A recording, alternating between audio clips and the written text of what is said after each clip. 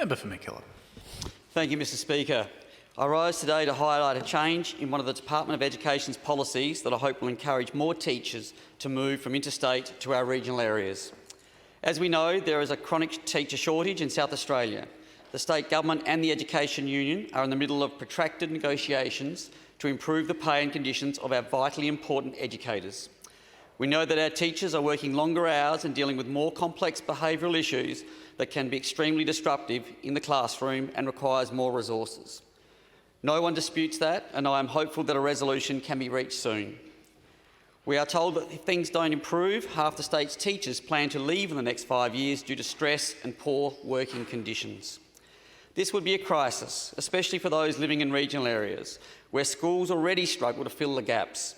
I know that in my electorate there is a growing number of unqualified teachers who are being given special permissions to teach in regional areas just to fill vacancies. This is not good for students or these student teachers. These young teachers are having to sink or swim. They don't have the mentors to help them deal with the behavioural issues of some students, which takes them away from doing what they are, ironically, not quite trained to do, which is teach. Late last year, my office was contacted by a teacher from Victoria, Ms Kelly Myers. She and her partner were planning to move to South Australia to work in our beautiful Limestone Coast region. Kelly has been a teacher in Victoria for around 18 years. She has taught at numerous schools and has a wealth of knowledge and experience. She obviously would be an asset to the teaching profession here in South Australia. When Kelly began, and what she explained was a complicated and long process to register as a teacher in South Australia, she was told that her entitlements such as sick leave and annual leave that she had accrued while teaching Victoria could not be transferred to South Australia, to our South Australian system. This was a huge blow to Kelly, who over time accrued more than 266 hours of sick leave, which equates to 35 days. She also currently has about a week's annual leave that she would also lose if she moved to South Australia.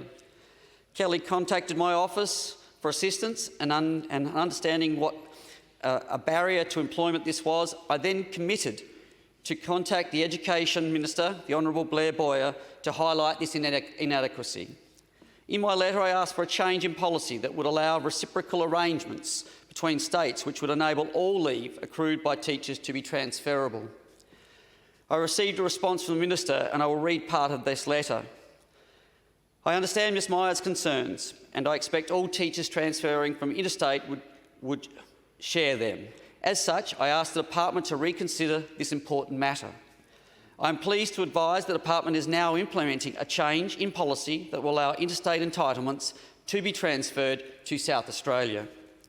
Mr Speaker, this is a huge win for teachers wishing to move to South Australia from other states.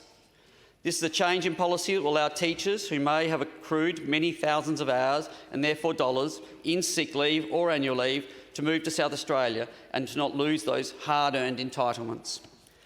This gives an added incentive to come to our state and take up teaching position, and we know there are many available. I'm pleased that the Education Department has a range of additional incentives underway to attract and retain high-quality candidates, including the Country Incentive Zone Allowance for teachers who relocate. I look forward to this being taken up by teachers from other states. High-quality teaching staff are imperative to our child's education. They inspire, motivate and influence. The impression a teacher leaves on an individual in the classroom can continue on to the next generation. I thank Kelly Myers for bringing this matter to my attention. I'm so pleased and proud that my advocation has brought about a change that will benefit our education system.